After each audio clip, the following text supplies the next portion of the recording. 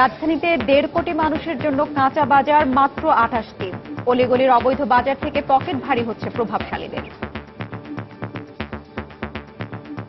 50 টাকা করে এরকম যারা বাজারের দায়িত্ব নিচ্ছে, যারা খাজনা মাজনা ওঠে তারা সন্দেহ। এখন আর পুলিশে উঠায় না, এইভাবে বসতেছে। পর্যাপ্ত পরিমাণে যদি বাজার থাকতো তাহলে আমরা এরকম ফুটপাতের বিভিন্ন জায়গা থেকে আমরা কিনতাম না। ডায়ার আলো সিটি কর্পোরেশন সব শ্রেণীর মানুষের প্রয়োজন অনুযায়ী ব্যবস্থা নেয়ার তাগিদ। অবৈধভাবে যেটা বসছে সেটা তো সকালবেলা অনেক সময় বসে মানুষের প্রয়োজনে। কোনো কোনো এলাকায় কাঁচা বাজার নাই, প্রয়োজনীয় অবকাঠামো হিসেবে যেখানে যেটা দরকার সেটা করা উচিত। দেখছিলেন বিশেষ শিরোনাম। সন্ধ্যার সময়ে সঙ্গে আছি আমি হাফসাতুন্নেসা এবং আমি সাইফুল রুদ্র। এবার অন্যান্য শীর্ষ সংবাদ। রাজশাহী বিশ্ববিদ্যালয়ের লতিফ হল থেকে সাংবাদিকতা বিভাগের ছাত্রের লাশ উদ্ধার। মাথায় আঘাতে মৃত্যু, জানালেন চিকিৎসক। তদন্তে নেমেছে পুলিশ। গণমাধ্যমের স্বাধীনতার চেয়ে সাংবাদিকদের স্বাধীনতা বেশি জরুরি। প্রেস ক্লাবের আধুনিক ভবনের ভিত্তিপ্রস্তর স্থাপন অনুষ্ঠানে প্রধানমন্ত্রী।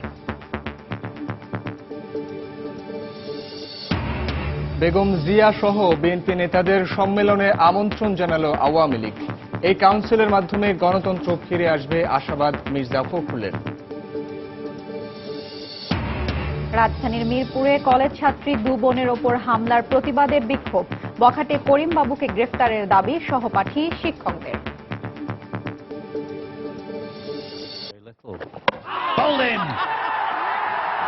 A wicket for the teenager, his first in Test cricket, and it ends. এবং চট্টগ্রাম টেস্টের প্রথম দিন টাইগার স্পিনারদের দাপটে দিশেহারা ইংল্যান্ড। সপ্তম বাংলাদেশি হিসেবে অভিষেকেই 5 উইকেট মেহেদী মিরাজের।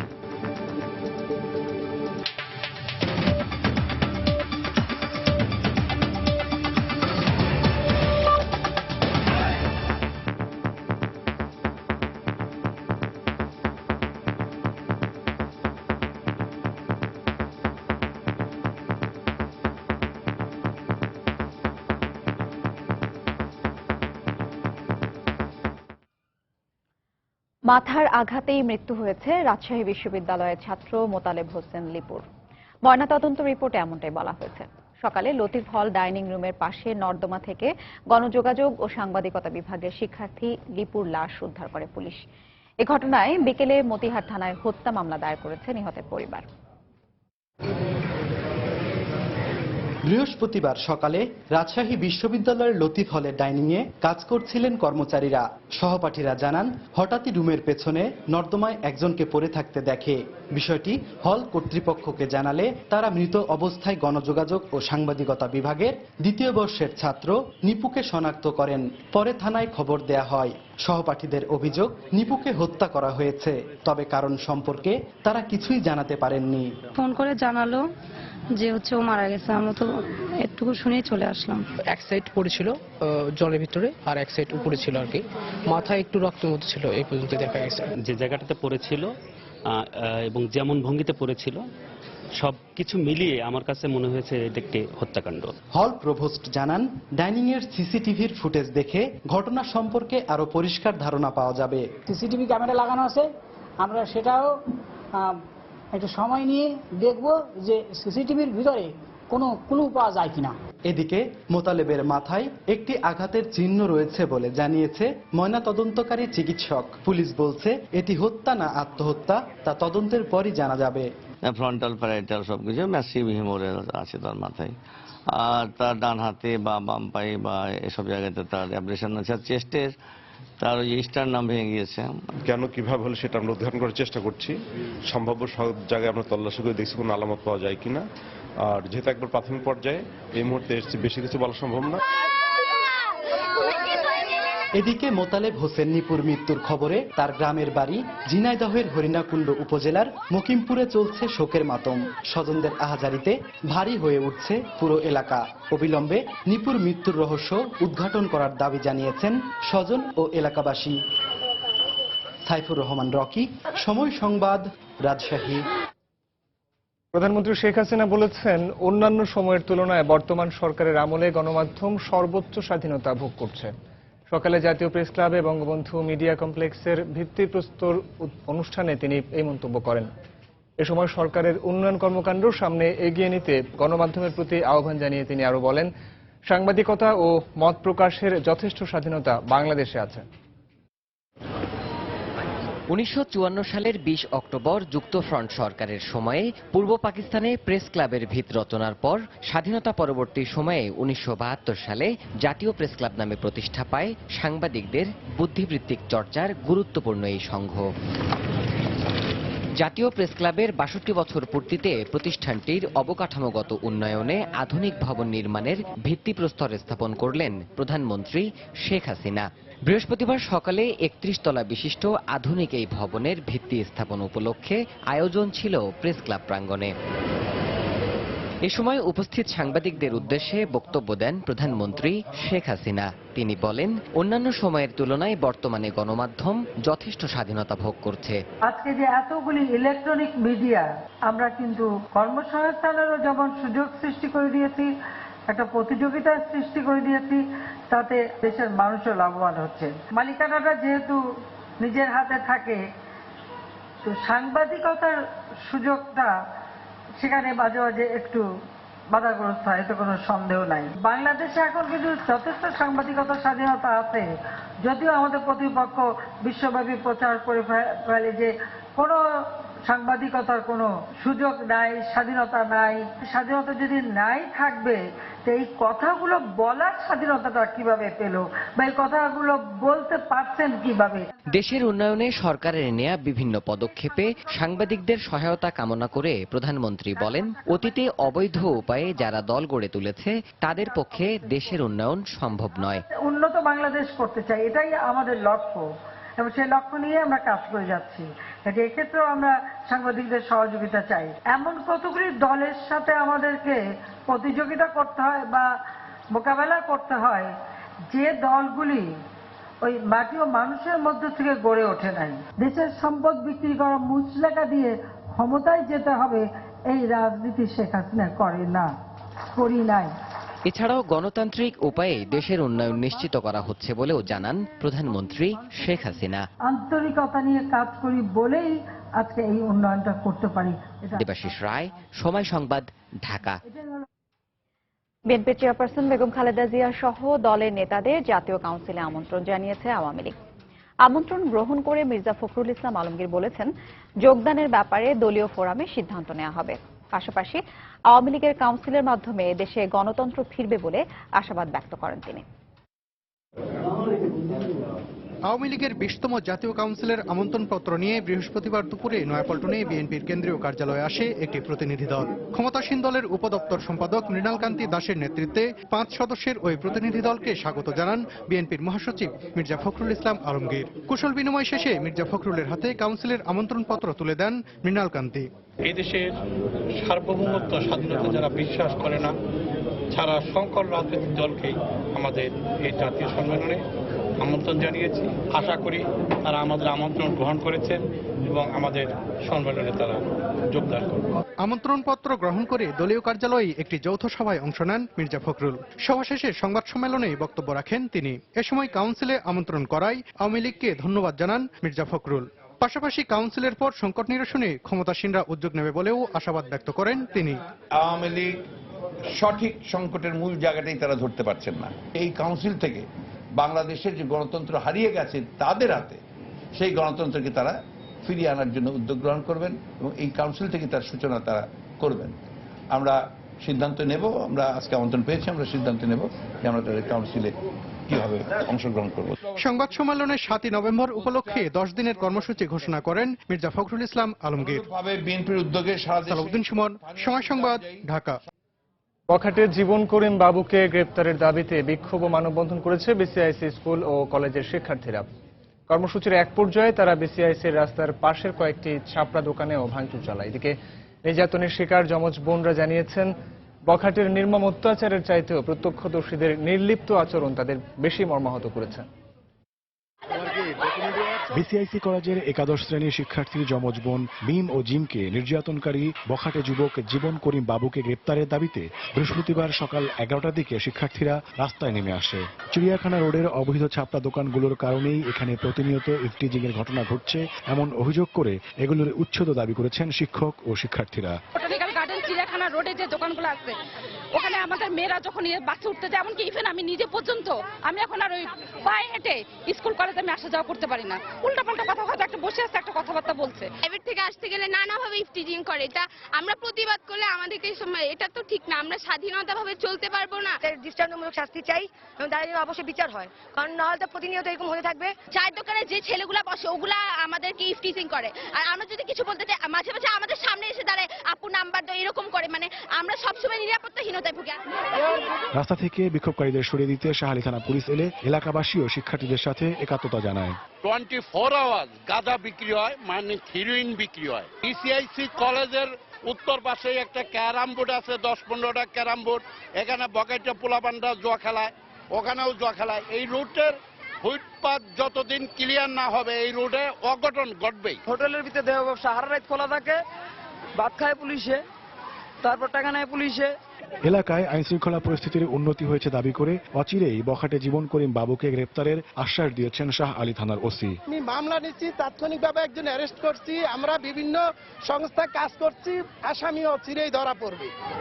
এদিকে যমজ বোন মিম ও জিম জানিয়েছেন বখাটেদের কারণে তারা ভীত নয়, তবে প্রত্যক্ষদর্শীদের এগিয়ে না আসার বিষয়টি তাদের পীড়া দিচ্ছে। আমাকে মারতেছিল, আমার বোনকে মারতেছিল ছেলেটা নন স্টপ, তখনও সবাই ভিডিও করতেছিল এবং সেলফি তুলতেছিল, পিকচার ক্লিক করতেছিল, সবাই এগুলোতে ব্যস্ত, কেউ আগায় আসেনি। তো আমি চাই এটা অনেক বড় একটা প্রতিবাদ হোক। আমাকে মারার শেষ পর্যায়ে ও যখন চলে গেছে তখন আমি একটা ফোন চাইছিলাম সবার কাছে, আব্বুকে ফোন দিব, একটু ফোন দেন। সবাই আমি যে একবার হাত পাইতেই চাইছি যে আমাকে একটু ফোন দেন, আমি ফোন দিব, বাট কেউ ফোন দেয় নাই। আমি যে ফোন চাচ্ছি এটাও পর্যন্ত সবাই ভিডিও করতেছে, মনে হচ্ছে একটা সিনেমা চলতেছে, এটা ভিডিও চলতেছে। এটা ভবিষ্যতেও এ ধরনের পরিস্থিতির মুখোমুখি হলে আবারও রুখে দাঁড়াবেন বলেও জানিয়েছেন দুই বোন। ওমর ফারুক, সময় সংবাদ, ঢাকা। সন্ধ্যার সময় আরো থাকছে। এজলার সংকটে ব্যাহত হচ্ছে ফেনীর জুডিশিয়াল ম্যাজিস্ট্রেট আদালতের বিচার কাজ, চরম ভোগান্তিতে বিচার প্রার্থীরা।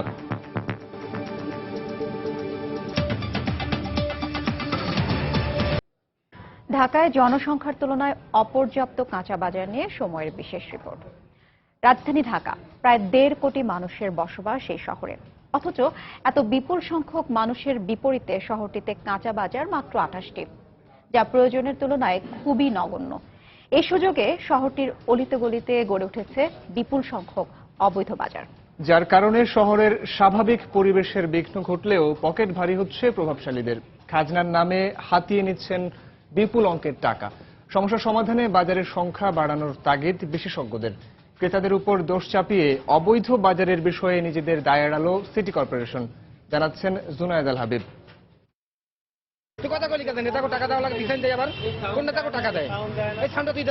রাজধানীর মগবাজার মৌচাক উড়াল সড়কের নিচে গড়ে ওঠা অবৈধ কাঁচা বাজার ঘিরে চাঁদাবাজির বিষয়ে মুখ খোলায় এক দোকানিকে ধমকাচ্ছেন নিজেকে ক্ষমতাসীন দলের কর্মী পরিচয় দেয়া এই ভদ্রলোক।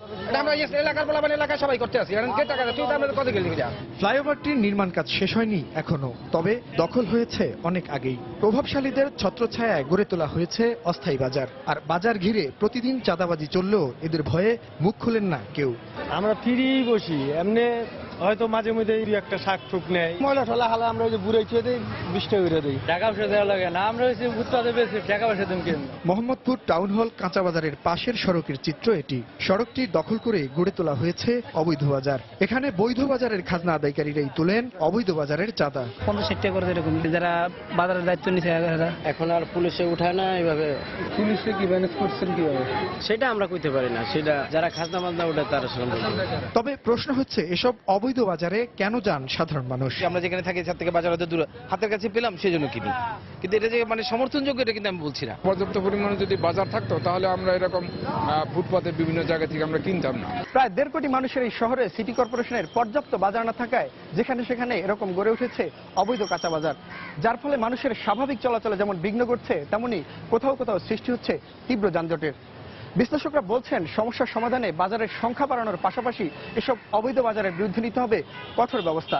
পাশাপাশি নাগরিকদেরও পরিহার করতে হবে যেখানে সেখানে বাজার করার মানসিকতা।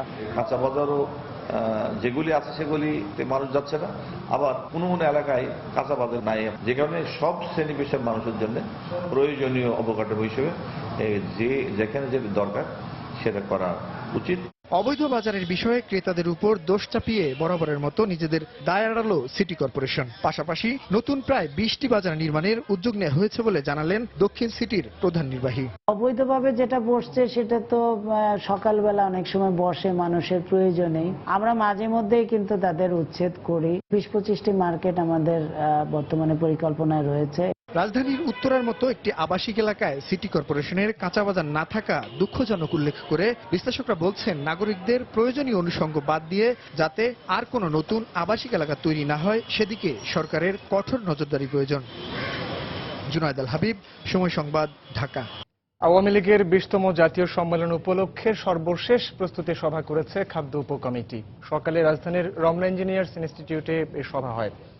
সম্মেলনের প্রথম দিনে 35,000 অতিথি ও ডেলিগেটসদের জন্য খাবারের ব্যবস্থা করা হয়েছে বলে জানান খাদ্য উপকমিটির আহ্বায়ক, দুর্যোগ ব্যবস্থাপনা ও ত্রাণমন্ত্রী মোফাজ্জল হোসেন চৌধুরী মায়া।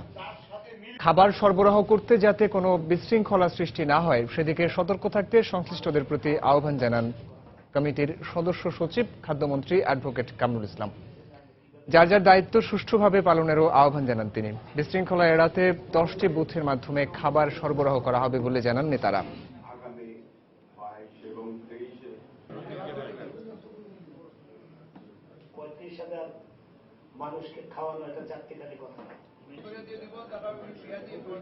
শেরপুরে সরকারের খাদ্য বান্ধব কর্মসূচির 10 টাকা কেজি দরের 23 বস্তা চাল সহ একজনকে আটক করে পুলিশে সোপর্দ করেছে এলাকাবাসী। দুপুরে নালিতাবাড়ী উপজেলার শিমুলতলা এলাকা থেকে তাকে আটক করা হয়। পুলিশ ও এলাকাবাসী জানায় উপজেলার রামচন্দ্রকুড়া মন্ডলিয়াপাড়া ইউনিয়নের কালাকুমা থেকে একটি ভটভটিতে করে 23 বস্তা চাল নালিতাবাড়ী শহরে নেওয়া হচ্ছিল। পথে শিমুলতলা এলাকায় বাঘবেড় ইউনিয়নের সাবেক সদস্য মতিউর রহমান ভটভটির গতিরোধ করেন। পরে বস্তার ভেতর সরকারের খাদ্য বান্ধব কর্মসূচির 10 টাকা কেজি দরের চাল দেখে চালক জহুরুল ইসলামকে আটক করে পুলিশে সোপর্দ করা হয়। জনগণের অভিযোগের ভিত্তিতে এবং তাদের হাতে ধৃত রাস্তার মধ্যে অ্যাকচুয়ালি কিছু বস্তা 16 থেকে 17 বস্তা চাল পাওয়া যায়। চালগুলো সে কোত্থেকে কিভাবে তার কাছে এসছে এবং এটা আমরা যাচাই বাছাই সাপেক্ষে তাকে সহ আমরা আইনে সোপর্দ করব। সন্ধ্যার সময় আরো থাকছে। Rather have a puppet as president of the United States. No puppet. And it's pretty clear. You're the puppet. মার্কিন প্রেসিডেন্ট নির্বাচনের আগে লাস ভেগাসে শেষ তর্কযুদ্ধেও হিলারির জয়। অভিবাসন, গর্ভপাত, সিরিয়া ইস্যুতে হাড্ডাহাড্ডি লড়াই।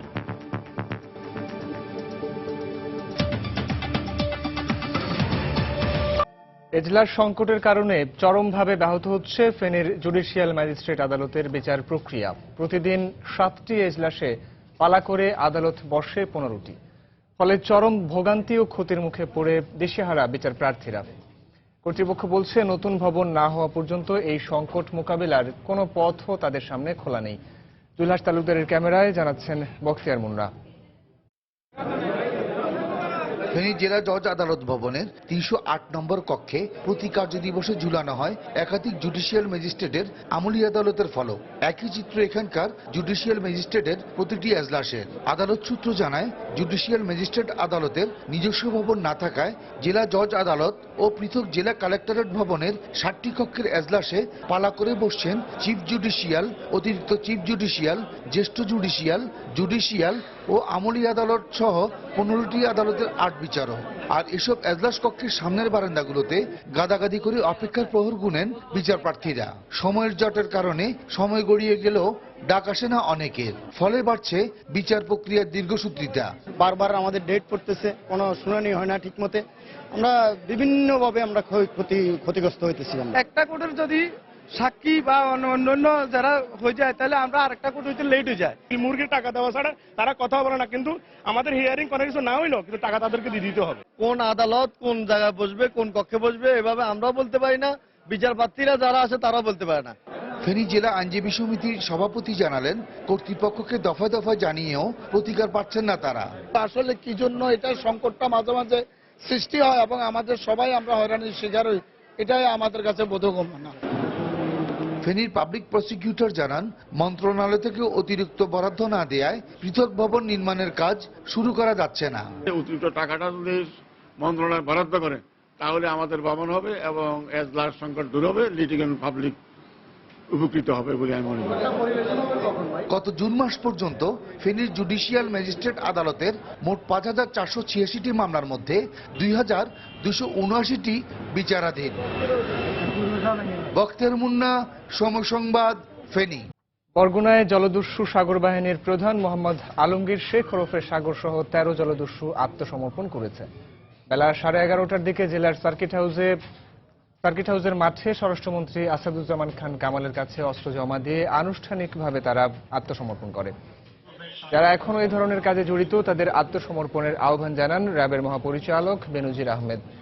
এদিকে আত্মসমর্পণকারীদের আইনি সহায়তা ও পুনর্বাসনের আশ্বাস দিয়েছেন স্বরাষ্ট্রমন্ত্রী। অনুষ্ঠানে 20টি দেশি বিদেশি অস্ত্র এবং 596 রাউন্ড গুলি জমা দেয় সাগর বাহিনীর সদস্যরা। দীর্ঘদিন ধরে সাগর বাহিনীর সদস্যরা সুন্দরবনের বিভিন্ন নদী এবং খালে জেলে ও বনজীবীদের অপহরণ করে মুক্তিপণ আদায় করে আসছিল। এদিকে জলদস্যু দমনে আইন শৃঙ্খলা রক্ষা বাহিনী সুন্দরবনের বিভিন্ন পয়েন্টে বিশেষ অভিযান চালিয়ে আসছে।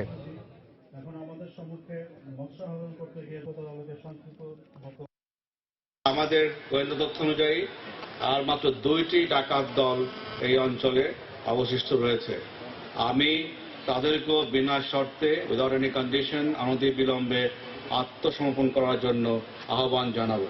যারা মানুষ হত্যা কিংবা এই ধরনের জঘন্য অপরাধের ছিল তাদের ট্রায়াল ফেস করতে হবে, সেটাই আমরা সিদ্ধান্ত নিয়েছি এবং বাকিগুলো যাতে আমাদের আইনি সহযোগিতার মাধ্যমে তারা যেন নর্মাল লাইফে ফিরে আসতে পারে সেই জন্য আমরা ব্যবস্থা নিচ্ছি। রাজধানীর সায়েদাবাদ, গাবতলী, কমলাপুর বাসস্ট্যান্ড এবং বংশাল ও ভাটারা এলাকায় অভিযান চালিয়ে অজ্ঞান পার্টির 19 সদস্যকে গ্রেফতার করেছে ঢাকা মহানগর গোয়েন্দা পুলিশ। তাদের কাছ থেকে ঘুমের ওষুধ ও চেতনানাশক পদার্থ জব্দ করা হয়।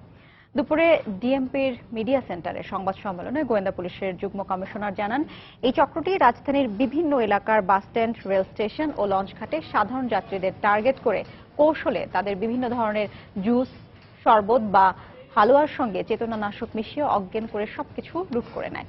সাধারণত এরা যাত্রী সেজে বা হকার, চা বিক্রেতার বেশে এসব অপরাধ করে থাকে বলে জানায় পুলিশ। এছাড়া আলাদা একটি অভিযানে রাজধানীর যাত্রাবাড়ি থেকে অস্ত্র, গুলি ও হেরোইন সহ 4 সন্ত্রাসীকে গ্রেফতার করেছে গোয়েন্দা পুলিশের আরেকটি টিম। 2017 সালকে স্মার্ট ঢাকা গড়ার ঘোষণা দিয়েছেন ঢাকা দক্ষিণ সিটি কর্পোরেশনের মেয়র সাইদ খোকন। বিকেল ইন্টারন্যাশনাল কনভেনশন সিটি বসুন্ধরায় আইসিটি ক্যারিয়ার ক্যাম্প শীর্ষক অনুষ্ঠানে তিনি এসব কথা বলেন।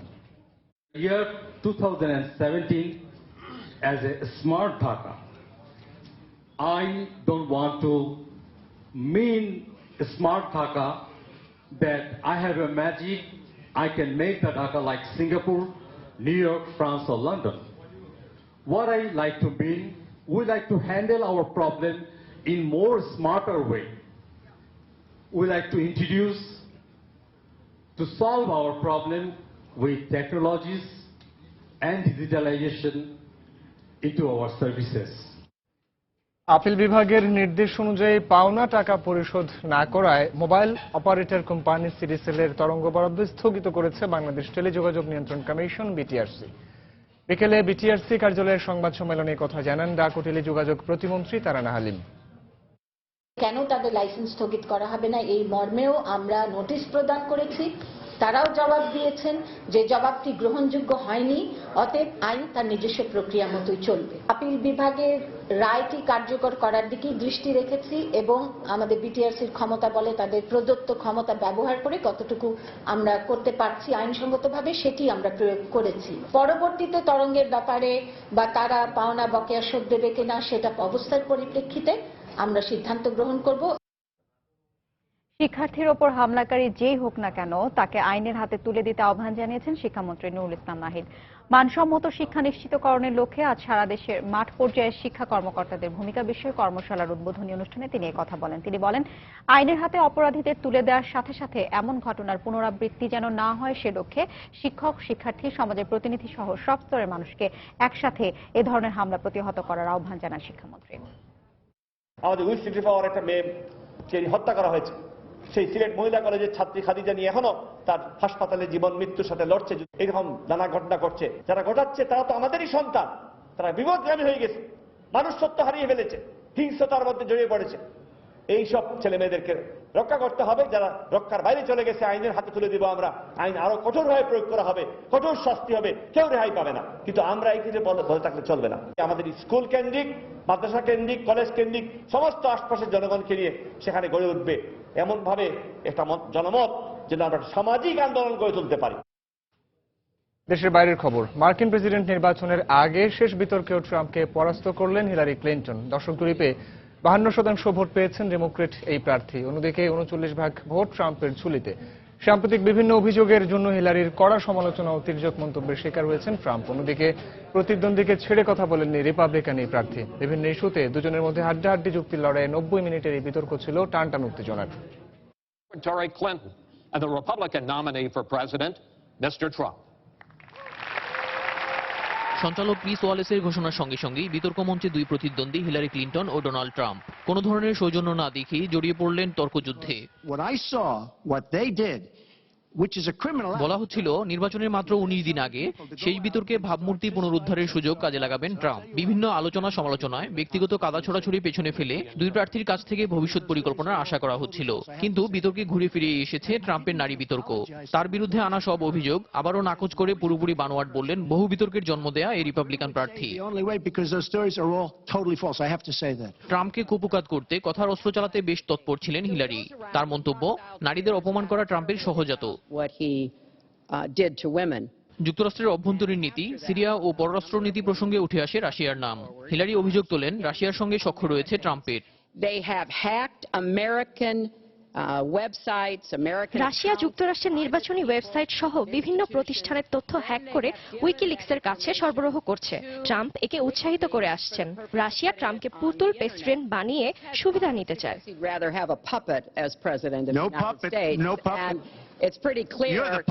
পাল্টা অভিযোগে ট্রাম্পের মন্তব্য, হিলারি ও ওবামা সিরিয়া বিষয়ে রাশিয়ার সঙ্গে সমঝোতা করেছে। ট্রাম্প এবারও অস্ত্র নিয়ন্ত্রণের বিপক্ষে নিজের অবস্থান তুলে ধরেন। অন্যদিকে হিলারি অস্ত্র রাখার পক্ষে সমর্থন দিলেও এক্ষেত্রে একটি নিয়ন্ত্রণ আইন থাকা উচিত বলে মন্তব্য করেন। গর্ভপাত বিষয়ে নারীদের স্বাধীনতা দেখতে চান Hillary.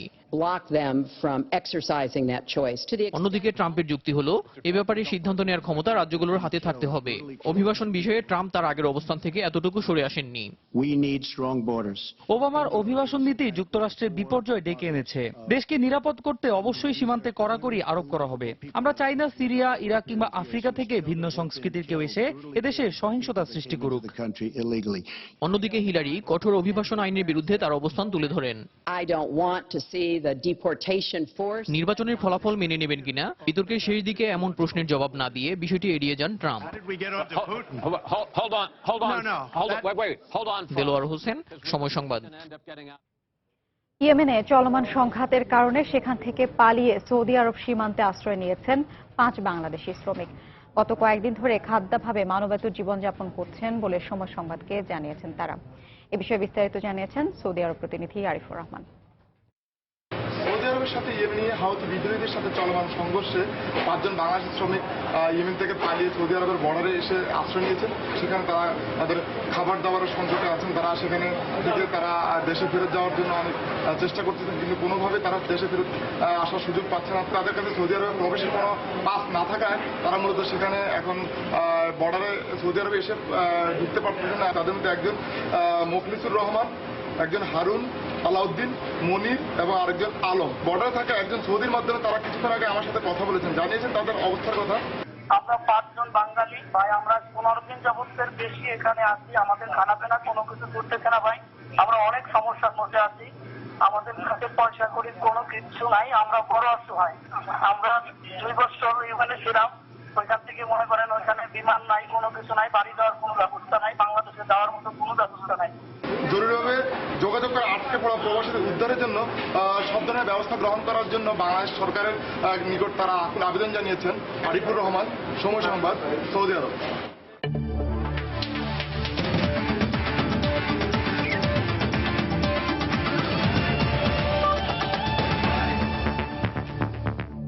Bangladesh England test series প্রসঙ্গ অভিষিক্ত মেহেদী হাসান মিরাজ ও সাকিব আল হাসানের দুর্দান্ত বোলিংয়ে চট্টগ্রাম টেস্টের প্রথম দিন শেষে ভালো অবস্থানে আছে বাংলাদেশ। সপ্তম টাইগার বোলার হিসেবে অভিষেকেই 5 উইকেট নিয়েছেন মিরাজ। দিন শেষে সফররত ইংল্যান্ডের সংগ্রহ 7 উইকেটে 258 রান। প্রায় 15 মাস পর সাদা পোশাকের ক্রিকেটে বাংলাদেশ। টাইগারদের জার্সি গায়ে অভিষেক হলো 3 ক্রিকেটারের। এবছরই দেশের মাটিতে হয়ে যাওয়া অনূর্ধ্ব 19 বিশ্বকাপের সেরা ক্রিকেটার মেহেদী মিরাজ, রঙিন পোশাকে পরীক্ষিত অলরাউন্ডার সাব্বির রহমান এবং পেসার কামরুল ইসলাম রাব্বি। ইংলিশ টিম ম্যানেজমেন্টও আবিষ্কার করতে চাইছে তাদের নতুন ব্যাটিং ভরসাকে। তারই সূত্র ধরে চট্টগ্রামে 3 লায়নদের হয়ে অভিষেক হলো বেন ডাকেটের। জহুর আহমেদ চৌধুরী স্টেডিয়ামে টস ভাগ্যটা কথা বলল সফরকারীদের হয়েই। অবশ্য সেটিতে জিতে ব্যাটিংয়ে নামা ইংল্যান্ডের শুরুটা ভালো হয়নি। অভিষিক্ত টাইগার ক্রিকেটার মেহেদী মিরাজের বলে বোল্ড হন ইংল্যান্ডের অভিষিক্ত ব্যাটসম্যান বেন ডাকেট। পরের ওভারে সাকিবের শিকার হয়ে প্যাভিলিয়নে ফেরেন ইংলিশ অধিনায়ক অ্যালিস্টার কুক। এরপর গ্যারি ব্যালান্সকে মিরাজ ফিরালে দলীয় 21 রানে 3 উইকেট হারিয়ে চাপে পড়ে 3 লায়নরা। তবে মঈন আলী ও জো রুট চাপ সামলে দলের ইনিংস এগিয়ে নিলেও লাঞ্চের পর আবারও আঘাত হানেন মিরাজ। ব্যক্তিগত 40 ও দলীয় 83 রানে মিরাজের তৃতীয় শিকারে পরিণত হন জো রুট। বেন স্টোকসকে সাকিব দ্রুত ফিরিয়ে দিলেও 50 তুলে নেন মঈন আলী ও জনি বিয়ারস্টো। বারবারই যেন ভাগ্যের সহায়তায় বেঁচে যাচ্ছিলেন মঈন। তবে শেষ সেশনে এই 2 সেট ব্যাটসম্যানকে ফিরিয়ে সপ্তম বাংলাদেশি হিসেবে টেস্ট অভিষেকে 5 উইকেট শিকার করেন মেহেদী মিরাজ। সাকিব নিয়েছেন 2টি উইকেট। আর 7 উইকেটে 258 রান নিয়ে দিন শেষ করেছে ইংল্যান্ড। ক্রিস ওকস 36 ও আদিল রশিদ 5 রান নিয়ে দ্বিতীয় দিনের খেলা শুরু করবেন। সময় সংবাদ, চট্টগ্রাম। সন্ধ্যার সময় পর্যায়ে শীর্ষ সংবাদ জানিয়ে দিচ্ছি আরেকবার। রাজশাহী বিশ্ববিদ্যালয়ের লতিফ হল থেকে সাংবাদিকতা বিভাগের ছাত্রের লাশ উদ্ধার। মাথায় আঘাতেই মৃত্যু জানালেন চিকিৎসক। তদন্তে নেমেছে পুলিশ। গণমাধ্যমের স্বাধীনতার চেয়ে সাংবাদিকদের স্বাধীনতা বেশি জরুরি। প্রেসক্লাবের আধুনিক ভবনের ভিত্তিপ্রস্তর স্থাপন অনুষ্ঠানে প্রধানমন্ত্রী। বেগম জিয়া সহ বিএনপি নেতাদের সম্মেলনে আমন্ত্রণ জানালো আওয়ামী লীগ। এই কাউন্সিলের মাধ্যমে গণতন্ত্র ফিরে আসবে আশাবাদ মির্জা ফখরুলের। আদালতের আদেশ অমান্য করায় মোবাইল ফোন অপারেটর সিটিসেলের তরঙ্গ স্থগিত করেছে বিটিআরসি। সিলগালা করা হলো সংস্থাটির প্রধান কার্যালয়। রাজধানীর মিরপুরে কলেজ ছাত্রী 2 বোনের উপর হামলার প্রতিবাদে বিক্ষোভ। বখাটে করিম বাবুকে গ্রেপ্তারের দাবি সহপাঠী শিক্ষকদের।